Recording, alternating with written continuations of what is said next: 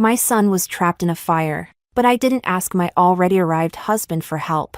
Instead, I hooked up the fire hose and charged into the blaze myself. In my previous life, I had to threaten self-harm before my husband, then the fire chief, agreed to save our son first. But his beloved white moonlight and her daughter fell to their deaths from upstairs. He showed no emotion, yet on our wedding anniversary a year later, he tied me and our son up, doused the house in gasoline, and burned us alive. When I opened my eyes again, it was the day of the fire. But this time, my son didn't scream for his dad, he started saving himself. Turns out, my son had been reborn with me. Chapter 1. The sharp wail of a fire truck shattered the calm of the early morning. Just like last time, I was the first to arrive at the kindergarten. What are you doing opening the hydrant? You can't just act on your own like that. The person pulling me back was none other than the kindergarten director, Monica. In my previous life, a wrong decision had cost both me and my son our lives.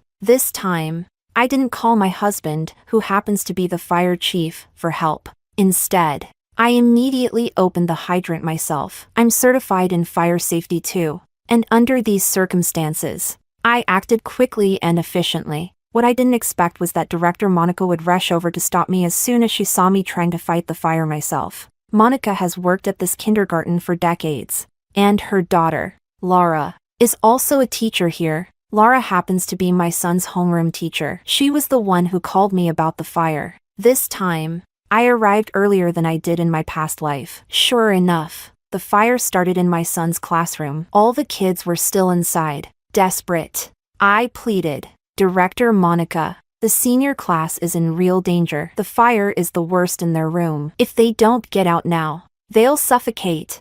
But Monica still held onto my wrist, her expression calm as she said, Don't be an alarmist. It's just a minor incident. The teacher is in there with the children. They've had proper training and know how to protect them. Other teachers gathered around as they saw me struggling with Monica, whispering and pointing fingers. This mother, just because you want to save your own kid first, doesn't mean you can ignore everyone else. The firefighters are already here. Do you really think you're more qualified than them?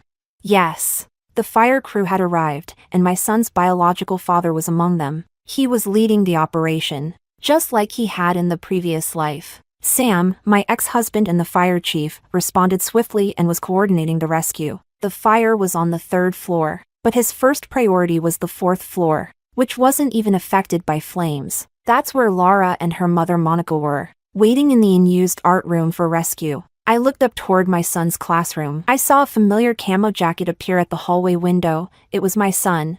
They had escaped from the burning classroom, but the flames on the staircase blocked their way out. Now, they were trapped in the hallway with no way forward or back.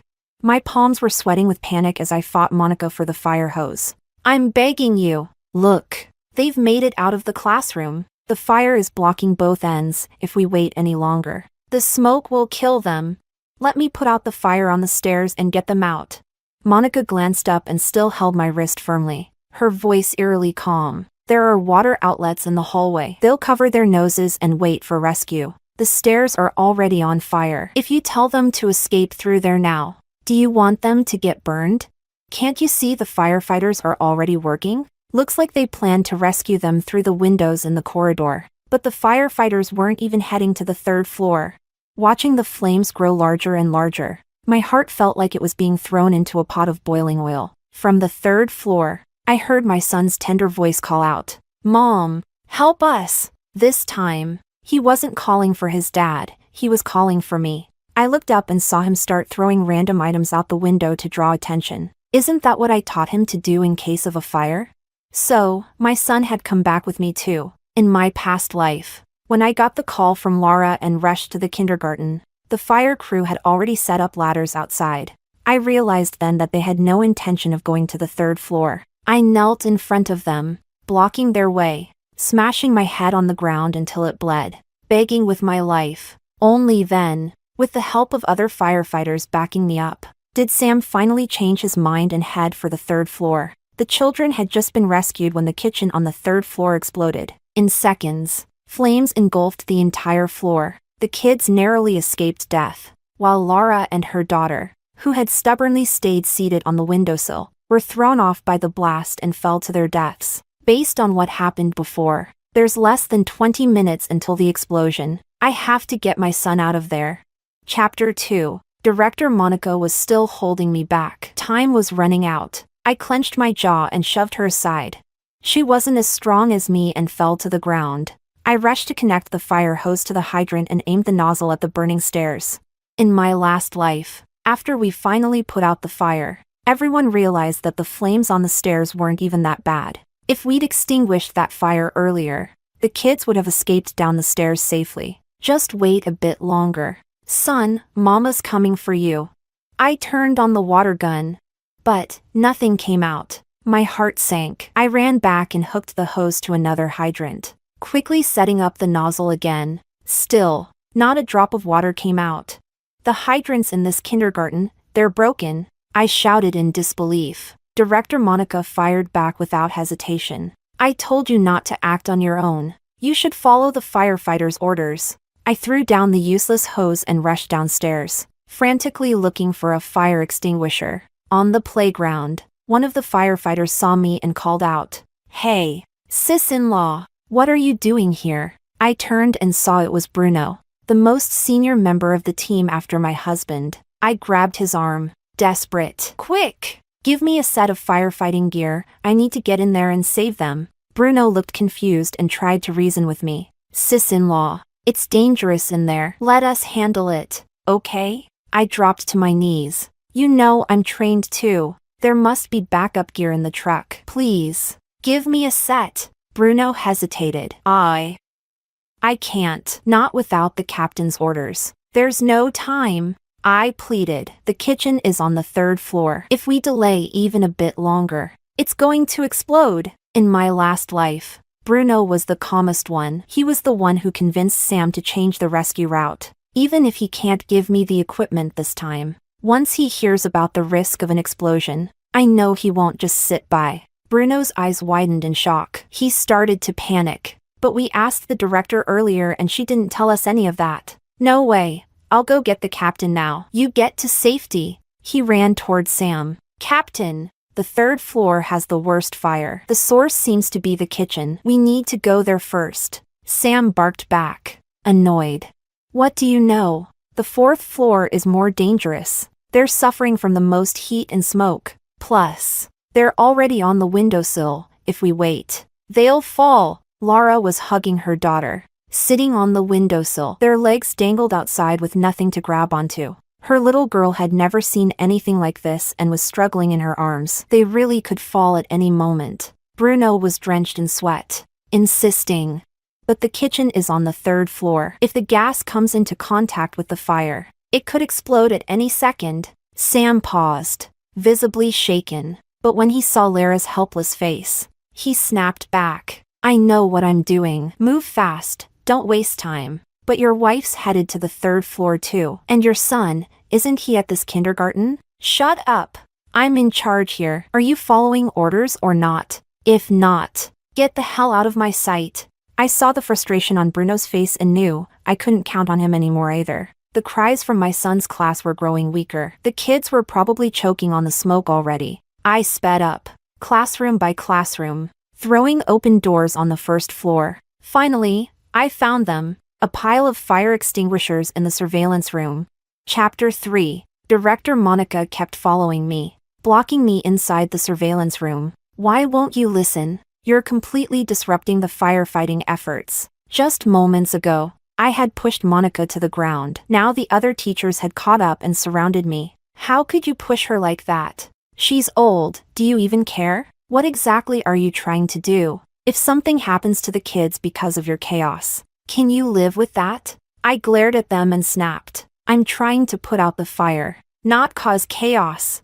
You're the ones blocking me. What are you trying to do?" My desperation must have gotten through a little. Some of them looked hesitant now. One of the surveillance machines was still working. On the screen, I could see my son leading the kids away from the kitchen, toward the far end of the hallway. Looks like he'd warned the teacher about the risk of an explosion. They had covered their mouths and noses with clothes and were huddled next to the bathroom closest to the stairs. All I needed to do was put out the fire on the stairs, then they could escape immediately.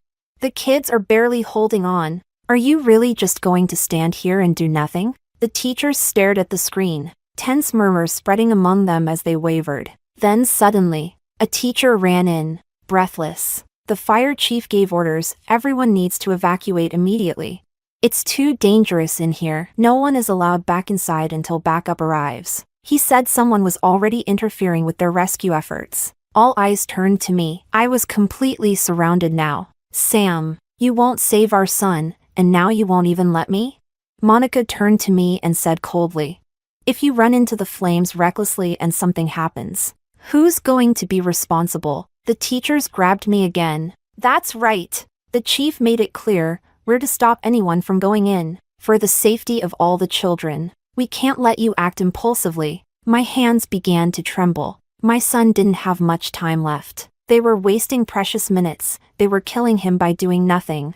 Desperate, I cried out.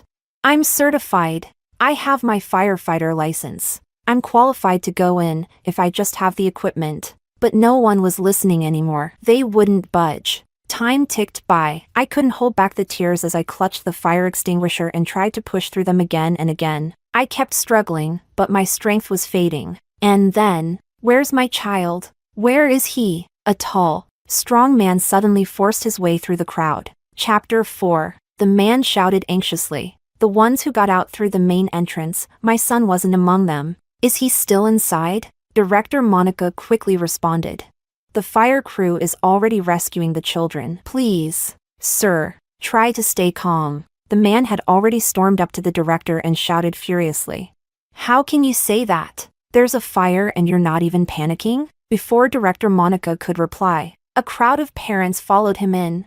The strength of the parents quickly overwhelmed the teachers. They all pushed into the surveillance room at once. Ah, that's my daughter Roma. Why is she still trapped inside? My kid's in there too. Why hasn't anyone gone in yet? There's so much smoke, they won't hold on much longer. Roma's mother saw me, tear-streaked and exhausted. Ethan's mom. What's going on? I immediately shouted. They stopped me from putting out the fire. The third floor is about to explode. If we just put out the flames in the hallway, we can save them. The parents were desperate. There wasn't a second of hesitation. There are fire extinguishers here. Let's go together. But Monica tried to block us again. If there's going to be an explosion, then you definitely shouldn't act recklessly. The fire crew is already on it. There's no time to wait, I cried, handing out extinguishers. The fire crew went to the fourth floor. No one is going to the third. We have to do it ourselves. The parents rushed out. The teachers tried to stop them again, standing with the director. Everyone, please calm down. It's too dangerous. But the parents had had enough. This is murder. Do you understand? Get the hell out of the way. If anyone dares stop me from saving my child, I'll kill them myself. The man in front didn't hold back. He threw a punch and knocked Monica to the ground. The rest of the teachers stood frozen, afraid to get in the way again. Together, we all ran toward the stairwell. Too much time had already been wasted. I had no time to suit up or prepare. I twisted open the extinguisher and rushed ahead of everyone. The other parents followed my lead, activating their extinguishers one by one. Meanwhile, on the other side of the building, Sam had already rescued Laura and her daughter, carrying them to safety from the danger zone. But in front of us, those roaring flames began to die down under the fierce determination of a group of parents who would die for their kids. Step by step, we advanced. The hallway was only 10 meters long, but it felt like miles. Then, through the smoke, a tiny hand reached out. I grabbed it without even checking whose child it was and passed them back. Behind me, strong arms received the child safely. In less than 5 minutes, every single child was out. Thank goodness my son had led them early to the stairs. They'd bought themselves precious time. Just as we exited safely, the explosion hit. Sam stood off to the side, holding Laura and her daughter in his arms, watching everything unfold like it was a show. My 6-year-old son clung to me tightly, his voice full of worry as the medics arrived and bandaged my hands. Mama, this time, we didn't need Daddy. I turned to look at Sam and Laura. Sam didn't even spare a glance for me or our son. Laura, pointing toward me, whispered to Sam, I know how the fire started. I have evidence. Laura was a teacher here, and Sam's first love from 10 years ago. When Ethan started kindergarten, she and Sam had a coincidental reunion. Sam had been with me for 10 years, the man everyone thought was a great husband and devoted father. I never once suspected him. Who would have thought that in a real fire? He'd save them first, and that even in death. He would want me and our son to pay the price for them. If I hadn't threatened the fire crew with my life in the last life. If I hadn't known anything about firefighting.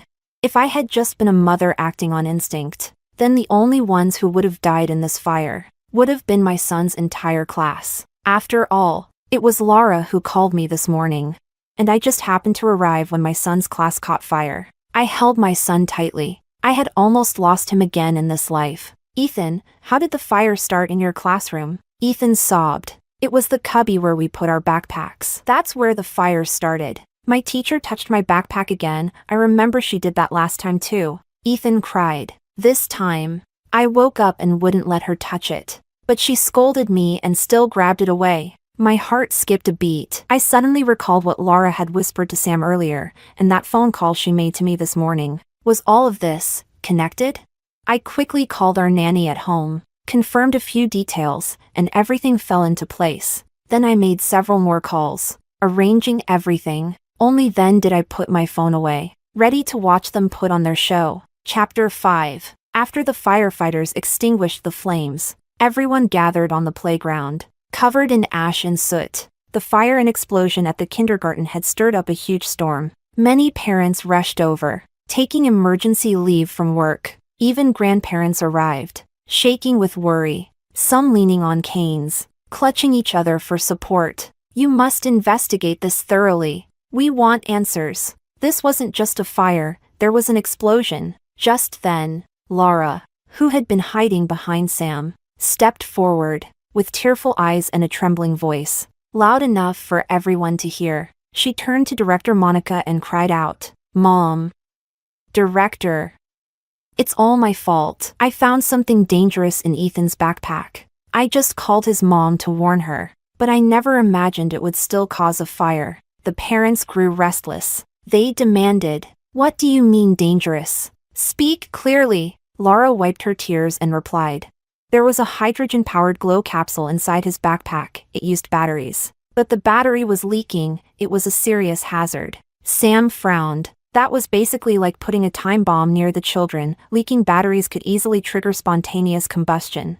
Seeing the parents grow angry, Laura continued, "I reported it as soon as I noticed it. I called his mom right away, but it was still too late." Sam then turned toward me and our son, frowning deeply. "Miriam, we studied fire safety together. You even got certified.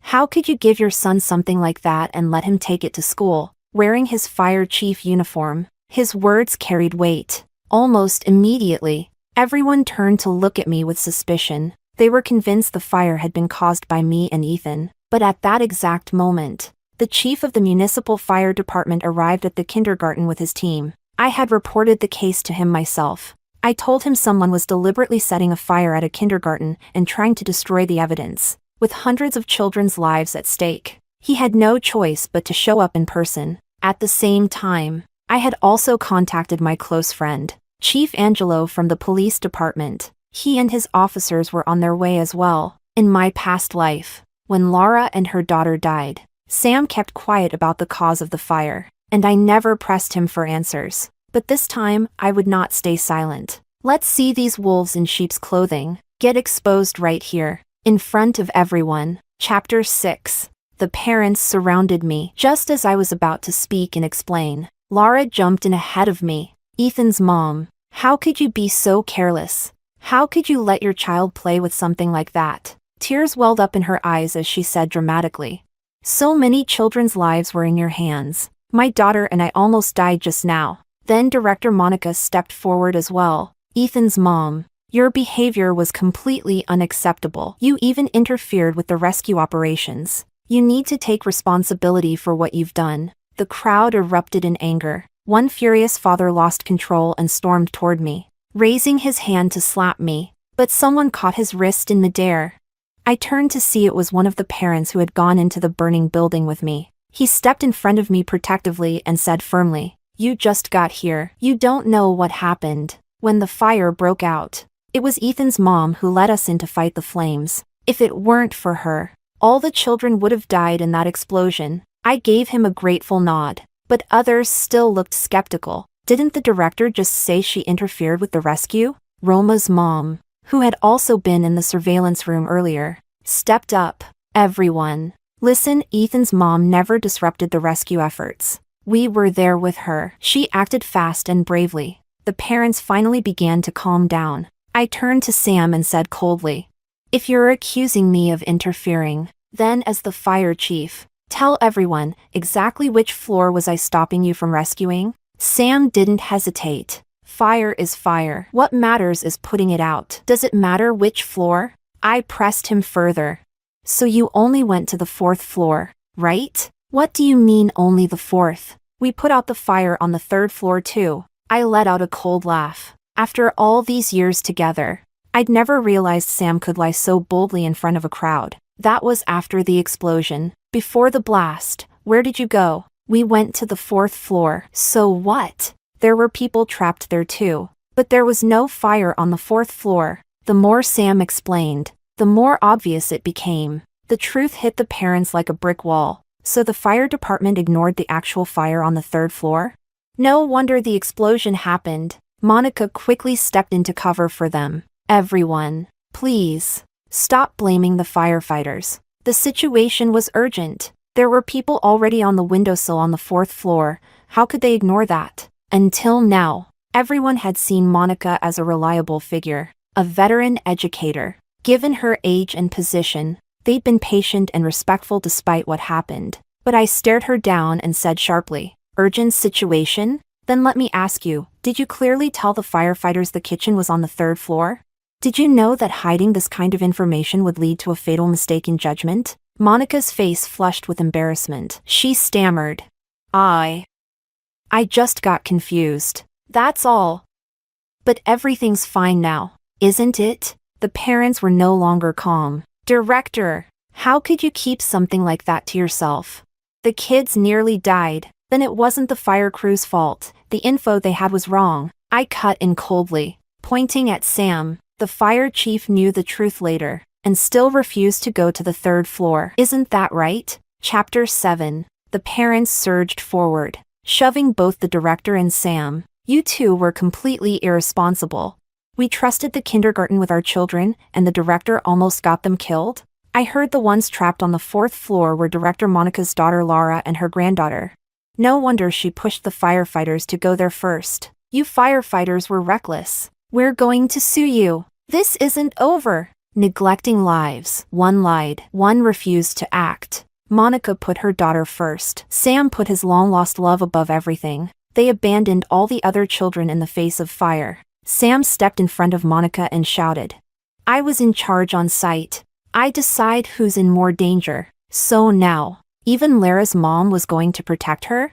The crowd dragged the two of them back and forth in anger. I stood quietly with Ethan, heart bleeding. In Ethan's eyes, his father had abandoned him twice, each time, to save someone else. Just then, the chief of the fire department finished inspecting the scene and walked over. He looked at Sam and said coldly, "Sam, you've really let me down. And who gave you the right to decide who gets rescued first in a fire?" Other firefighters stepped forward. "Bruno, you're the deputy chief. What are you doing? Rescue orders should be based on fire intensity and potential risk. Have you thrown away all those years of firefighting experience?" Bruno wiped his face with a soot-covered hand. His head lowered in frustration. "Chief, punish me. I should have forced everyone to go save the kids. I shouldn't have followed the captain's lead." I really couldn't be sure if his decision was right or wrong, because I never imagined the captain would abandon his own wife and child, that he'd make such a terrible call.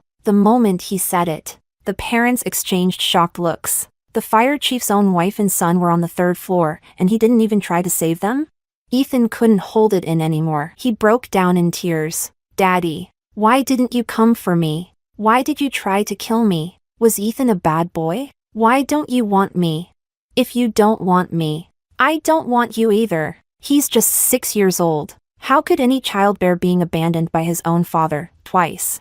"Shut up. Stop causing trouble," Sam suddenly roared at us in frustration. Miriam, just look at what kind of child you've raised. Ethan flinched in fear and shrank behind me. I quickly scooped him into my arms, gently comforting him. Ethan, baby, you did nothing wrong. It's not your fault. It's the bad people's fault. If Daddy doesn't want you, Mommy still does, and always will. Everyone around us looked shocked. Roma's mom came over and comforted me. How could you treat your wife and child like this? They almost died. One sharp-eyed parent suddenly shouted.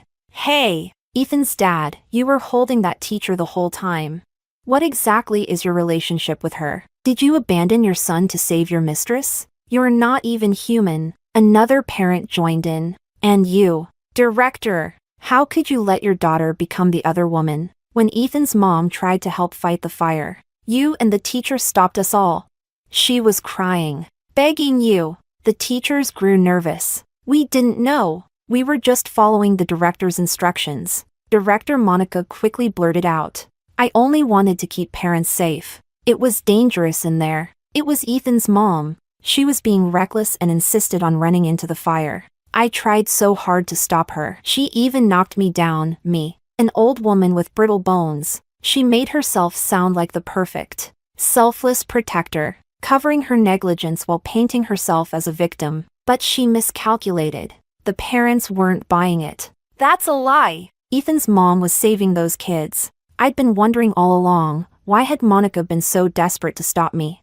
A faulty hydrant at a kindergarten? Practically impossible. Fire departments conduct routine checks every month. Even if something was broken, it would have been fixed immediately. Lara's face flushed, alternating between red and pale as the accusations flew. Enough, she shouted. Ethan's mom is just trying to distract everyone. Don't forget, who started the fire in the first place?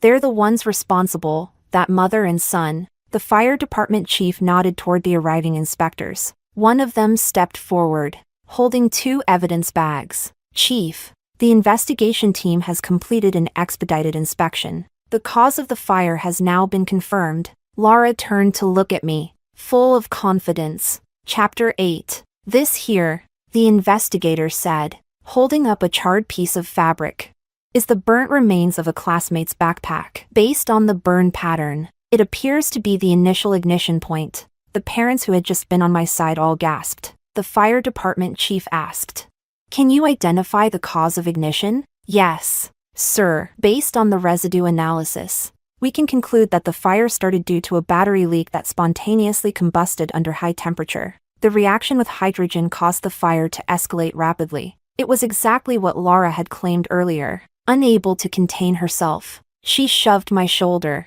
See? I told you it was your fault this fire started. I stumbled slightly from her push. The parents looked upset but remained silent. I looked at Lara and replied calmly. Even if the cause is just as you said, that only proves you're very familiar with the incident details. But who can prove the backpack belonged to my son? Reporting. Chief, the investigator continued.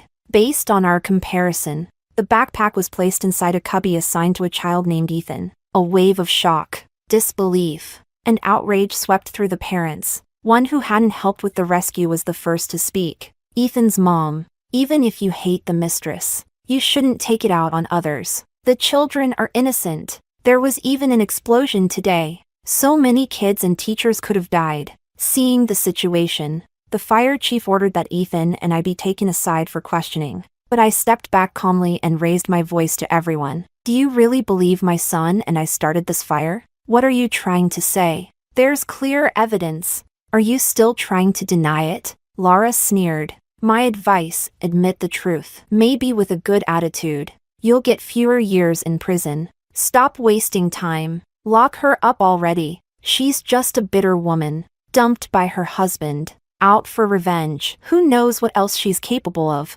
Many of the parents were furious. If the fire chief weren't here, I probably would have been torn apart on the spot. But some of the parents who had fought the fire with me stood firm, shielding me from the angry crowd. Roma's mom grabbed my hand. Ethan's mom. Everyone thinks you did this on purpose. You need to explain. I turned to the crowd. Does anyone have actual proof that the contents of Ethan's backpack belong to us? Is it not possible that someone else put them in? Lara stepped forward. Oh, please. Are you trying to say it was me? Yes, I replied. Coolly. It was you. You're slandering me. Those things were bought online. If they weren't yours, show us the purchase history. I smiled and opened my purchase records on my phone. Sure enough, the toys and cheap batteries had been ordered under my name, delivered to my residential pickup station just a few days ago. Laura. You really planned this setup carefully, didn't you? I turned to the chief. Then what about the second fire? The one in the hallway? Another investigator lifted a second evidence bag. The hallway fire had the same cause, battery leakage under high heat. I stared at the crowd. What now? Did my son run around tossing batteries into the hallway to start a second fire? Laura was speechless. Monica, the director, suddenly jumped in. Well, it's not impossible. Ethan is a very naughty boy. Maybe he threw the batteries into the trash. Maybe that's what ignited the hallway. How do you know the batteries were found in the trash? The fire chief narrowed his eyes. Suspicious. With years of experience, he knew when someone had just slipped up. Suddenly, police sirens blared outside. Chief Angelo had finally arrived. He strode in and called out, Miriam, I've brought the evidence. Chapter 9. Chief Angelo took out his phone and played a video from the courier pickup point. On screen, Laura was clearly seen picking up a package and walking away. Based on the timestamp, Angelo said, that package matches the order of the toys and faulty batteries purchased online. Laura shouted in panic. That doesn't prove anything. She ordered it. The account's on her phone. Sam, hasn't your phone been logged into the shared shopping account this whole time? Sam snapped out of his daze. Yes. We use the same account. It's been logged in on my phone. Has your phone ever been out of your sight? Sam looked at Laura suspiciously. Laura, did you use my phone while I was in the shower? How could you do this? Ethan is my son. How could you try to kill him? The police began walking toward Laura. Seeing that even Sam no longer stood by her, Laura panicked and hid behind Director Monica. Monica stepped in, blocking the officers. Even if Laura ordered the toys and picked up the package, you can't prove she's the one who actually put those things in the bag. The elderly woman looked like she was ready to fight tooth and nail. Not only did she shield Laura, she even tried to pull on the officer's arm. You all think just because her husband passed away, you can bully a widow and orphan? I won't let you falsely accuse her. So Lara's husband had died. No wonder she was desperate enough to take such risks for Sam. Ethan stepped forward. Those things weren't mine. The teacher touched my backpack. She put them in. Laura lost her temper when even a child dared to confront her. You little brat. Stop lying. Who can prove I ever touched your backpack? I never even got near it. Most of the evidence had been burned. The classroom security footage was destroyed. Even fingerprints were reduced to ashes. Laura thought there was no way anyone could prove anything now. Although all signs pointed to Laura, whether she touched Ethan's backpack was the key. If I had proof, I stared her down. Just then, a phone rang. A recording began to play from the officer's speaker. Familiar voices echoed loud and clear. You little bastard. Get out of my way. Give me your backpack. Don't touch it. Somebody help. The teacher is stealing my backpack. Nobody's in the classroom right now. Who's gonna help you? Huh? Let go. There was the sound of a scuffle, and then Ethan's crying. She must have pushed him. Next came rustling, a zipper unzipping and zipping again. Then Lara's voice. You little bastard. Just like your awful mother. I put the bag on the shelf. Don't touch it. Go outside and do exercises with the others. Ethan was too young to understand, but everyone else in the room did. The hatred in the parents' eyes exploded. They surged forward, surrounding Laura and Monica with furious curses. Even surrounded, Laura still yelled at me, Miriam, you're despicable. I looked at her coldly. Despicable? I gave my son a recording device because he kept getting hurt at school. I wanted to know what was really going on. You thought once everything burned, there'd be no evidence. You didn't expect the recorder was synced with our home system. Every file uploaded instantly. What she really didn't expect was that Ethan had returned with memories of the past and had tried to stop her from touching his bag. That's why the recorder was triggered. An officer stepped forward and cuffed Laura. This is what we call the net of justice is vast and tight. Laura, you are now under arrest for arson. No, I didn't start the fire, even if I put those things there. I didn't cause the explosion." She was still struggling. At that moment, more officers and firefighters approached with a new bag of evidence. Chapter 10. Chief, one firefighter reported. "We found a heat pack in the director's office. It matches exactly with the fragments discovered at the scene. We suspect the heat released by this item caused the batteries to ignite." Director Monica lunged forward, trying to snatch the evidence bag, but was tackled to the ground by police. "That's mine. I'm old and afraid of the cold. I use those heat packs for myself." "Oh, really?" the officer retorted. "Because the same type of heat pack was found in the hallway and inside the backpack. And you somehow knew where the hallway batteries were found, buried under trash. How do you explain that?" Lara turned toward Monica in a daze, then suddenly shouted, "No! I took the heat packs. It has nothing to do with my mom. I wasn't going to let them off easy." "Then who's going to explain why the fire hydrants had no water?" The officer glanced at the teachers coldly. "Tampering with fire hydrants is no different from arson. If anyone's thinking about covering for someone, think again." The old janitor suddenly stepped forward in a panic. "I remember now. I saw the director messing with the hydrants. I thought she was checking them. I didn't realize she was sabotaging them." That was the last straw. The enraged parents could no longer hold back. Fists came crashing down on Monica and Lara. The grandparents of the children even spat on them in fury. It took all the officers' effort to pull them from the mob. Monica and Lara thought they were finally saved. Smiles of relief crept onto their faces. But the officer's next move wiped those smiles away. In the next second, 2 cold handcuffs clicked shut around their wrists as they were shoved into the police car, surrounded by the curses of furious parents. Lara's daughter chased behind the car, crying for her mother, now an orphan, with no family left. It turns out Director Monica had raised Lara alone as a single mother, and now, Lara's daughter's future was left uncertain. Just before she was taken away, Lara turned and glared at me venomously. "Miriam, don't think you've won. Sam never loved you. He was screwing me while telling me how sick of you he was." Slap! Sam's hand landed hard across her face. "You filthy whore! I protected you, and you ruined me." He raised his hand to hit her again, but the fire chief stopped him. "Sam," the chief said sternly, "you let your selfish desires cloud your judgment during a rescue. You'll be held accountable. Prepare to do time." As Sam was led away, Ethan clung to me and whispered, "Mommy, I don't want that kind of dad," and I held him tight. That kind of beast doesn't deserve to be Ethan's father. He doesn't even deserve to be called human. After the arrests, the police sealed the kindergarten. The teachers, now crying, wailed in despair. "We didn't know anything. We're innocent. Now we're going to lose our jobs." But the parents snapped back. "Innocent? You followed orders blindly and let monsters hurt our kids. You're lucky we didn't beat you too." The teachers scattered under the parents' rage. Later, Officer Angelo told me that Director Monica had confessed everything. At first, she tried to stop Lara when she learned Lara planned to start the fire, but Lara refused. She was determined to get rid of Ethan, the little obstacle standing between her and the status of fire captain's wife. She thought she could exploit kids' curiosity and the parents' ignorance.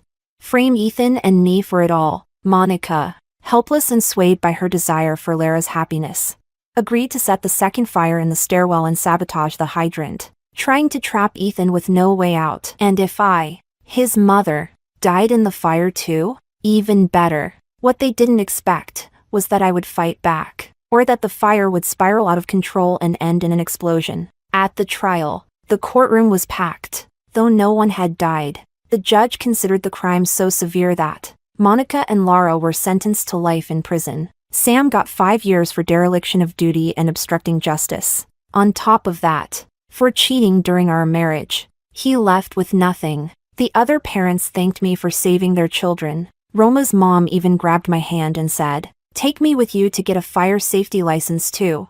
The other parents who helped in the rescue all cheered. The children found a new kindergarten, and my Ethan, after everything, became my little man. "Mom," he said, "from now on, I'll protect you."